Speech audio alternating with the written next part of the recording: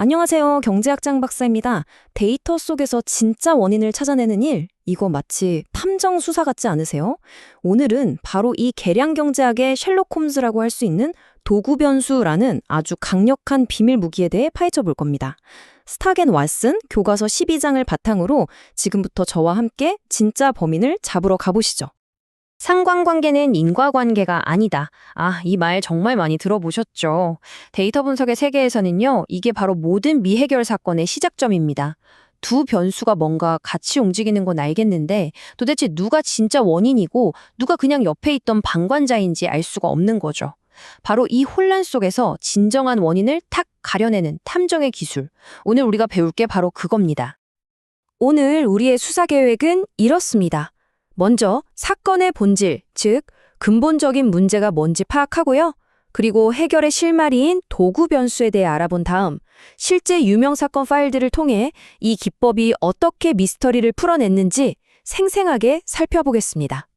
자, 그럼 첫 번째 수사 단계로 들어가 보죠. 우리의 분석을 교묘하게 방해하고 자꾸만 잘못된 결론으로 이끄는 주범, 바로 내생성이라는 악당의 정체부터 밝혀보겠습니다. 계량 경제학에서는 이 골치 아픈 문제를 내생성이라고 부릅니다. 이게 뭐냐면요. 우리가 진짜 원인이라고 생각하는 변수 X가 결과에 영향을 미치는 다른 숨겨진 요인들, 즉 오차항 U와 서로 얽혀있는 상태를 말해요. 탐정용어로 비유하자면 용의자가 사건의 다른 증인이나 단서들이랑 너무 깊게 엮여 있는 거죠. 그래서 이 용의자만의 단독 범행인지 아니면 배후에 공범이 있는 건지 도저히 구분할 수 없는 그런 상황입니다. 이러면 당연히 진실에 다가갈 수가 없겠죠? 이 답답한 교착 상태를 어떻게 깰 수 있을까요?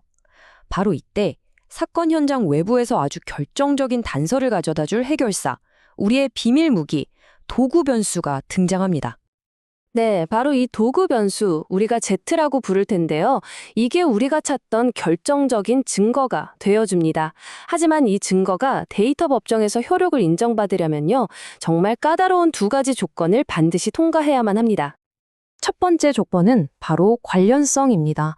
자, 화면에 보이는 이 수식, 코브지와 X가 0이 아니어야 한다. 이게 무슨 말이냐면요, 아주 간단합니다. 우리의 도구 Z는 용의자 X와 일단 관련이 있어야 한다는 뜻이에요. 목격자가 용의자를 제대로 지목할 수 있어야 증언이 성립하는 거랑 똑같습니다. 용의자랑 아무 상관도 없는 사람의 말은 증거가 될 수 없잖아요?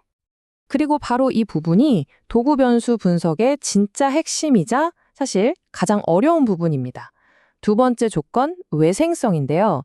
수식을 보시면 코브의 Z는 U는 0이어야 합니다. 즉, 우리의 도구 Z는 오로지 용의자 X를 통해서만 결과 Y에 영향을 줘야 하고 결과에 영향을 미치는 그 어떤 다른 숨겨진 요인들 U와도 절대로 조금이라도 연결되어 있으면 안 된다는 겁니다.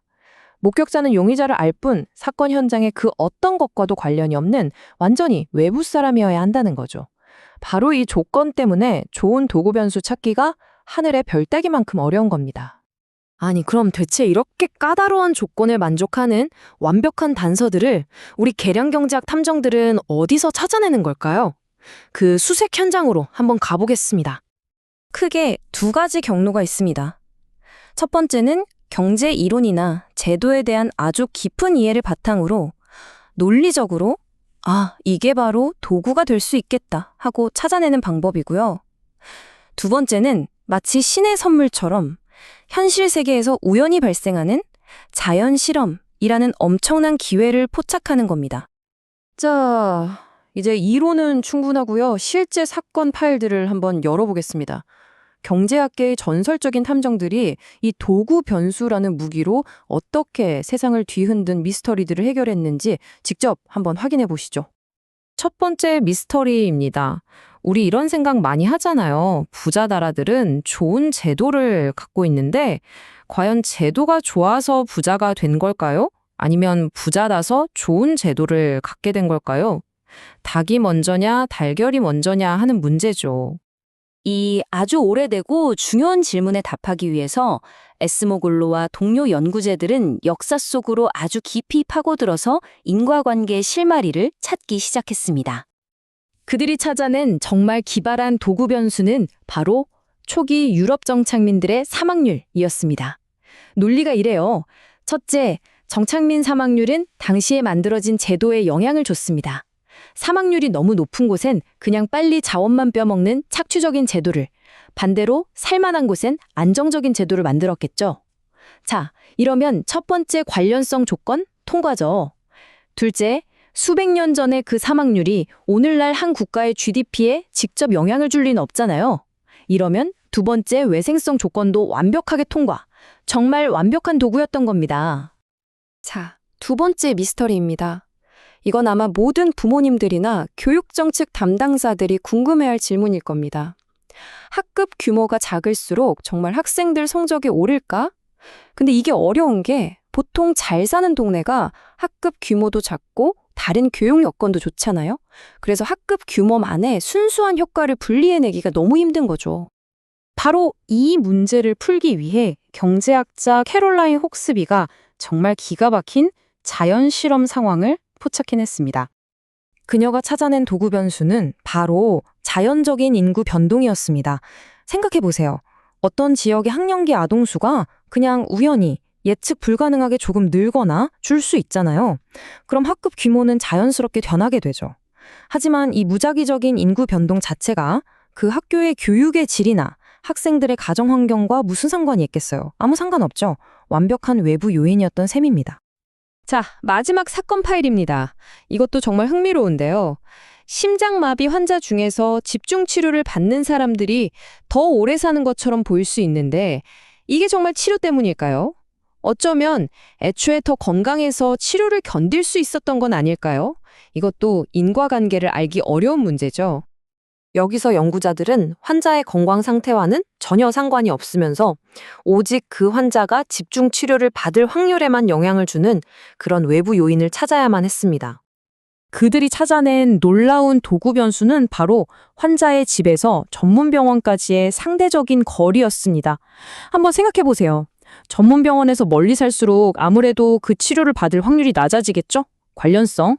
하지만 내가 병원에서 멀리 산다는 그 사실 자체가 내가 얼마나 아픈지와 직접적인 관련이 있을까요? 없죠. 외생성. 정말 기발하지 않나요? 자, 이렇게 흥미진진한 사건 파일들을 쭉 살펴봤는데요. 여기서 우리가 뭘 배울 수 있을까요? 데이터 속에서 진짜 인과관계를 찾는 일은요, 냉철한 과학인 동시에 기존의 틀을 깨는 예술가 같은 탐정활동이라는 점입니다. 여기서 가장 중요한 교훈은 바로 이겁니다.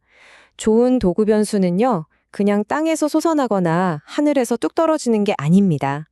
해당 분야에 대한 아주 깊은 통찰력과 번뜩이는 창의성, 그리고 이게 정말 말이 되나?를 끊임없이 검증하는 엄격함이 결합될 때 비로소 탄생하는 하나의 발명품에 가깝습니다.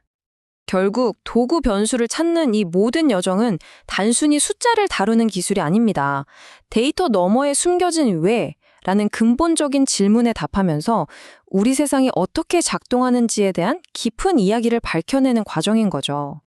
오늘 데이터 탐정들의 세계를 함께 탐험해 주셔서 정말 감사합니다. 이제 여러분도 상관관계라는 짙은 안개 속에서 도구 변수라는 등불을 들고 인과관계의 진실을 찾아 나서는 경제학자들의 여정을 조금 더 깊이 이해하게 되셨기를 바랍니다. 지금까지 경제학장 박사였습니다.